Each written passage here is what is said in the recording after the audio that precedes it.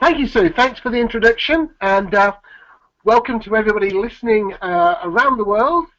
And hopefully this is going to be a myth that we can bust. We are going to take a vote at the end of each one of these to see whether or not the audience has agreed with the point of view we put forward. So here is my one slide. There is something called Qual Quant. That is a myth, I believe. I'm perfectly happy to accept that projects can do qual followed by quant. They can do quant followed by qual. They can do some qual and they can do some quant, and then they can synthesize the findings. With all of those, I'm quite happy. What I'm not happy about are people who have been talking really in the last 2 or 3 years saying that with millions of comments online, with tens of millions of photos being uploaded, with hundreds of millions of hours of video, we have all that qualitative material, and so now we've moved beyond qual quant into a new thing, which is both qual and quant. And why don't I think that that exists, this new thing?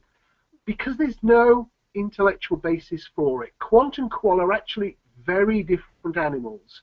They have a different understanding of the world. They have a different ontological, epistemological background. What do I mean by that? Well, first of all, quant finds and measures something.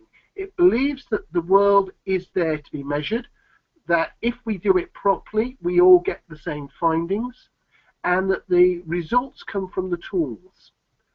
Qualitative research and the qualitative methodology, especially in the last 30 years, has a very different position. It believes that the researcher creates their findings. They don't discover the finding, they create the finding from what they see, from what they experience, from what they hear, see, whatever the medium is that they're researching through. The research is the narrative that they construct. It's judged in terms of whether it allows useful decisions to be made, as opposed to is it an accurate representation. So we have a different criteria for quant, which is very much about is it an accurate representation. For qual, it's really is it one of a potentially infinite number of useful narratives and descriptions. Now there is a close link between qual and quant. All quant starts as qual. And if we take the picture there on the left, picture of the Thames, the new building there, the Shard, if we wanted to count how many boats there were on the Thames, that sounds like a quantitative exercise. But actually, we have to decide what we mean by on the Thames. Does moored by the side of the Thames mean on the Thames? Does in the dock mean on the Thames? What about when we get to the estuary? At what point are we going to say that is no longer the Thames? Those are all qualitative decisions.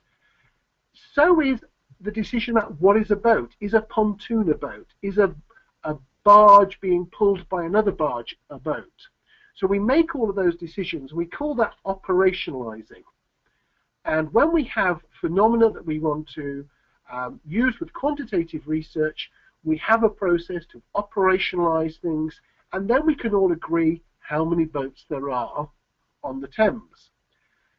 In classic quantitative research, there are 2 ways we can go about that operationalizing.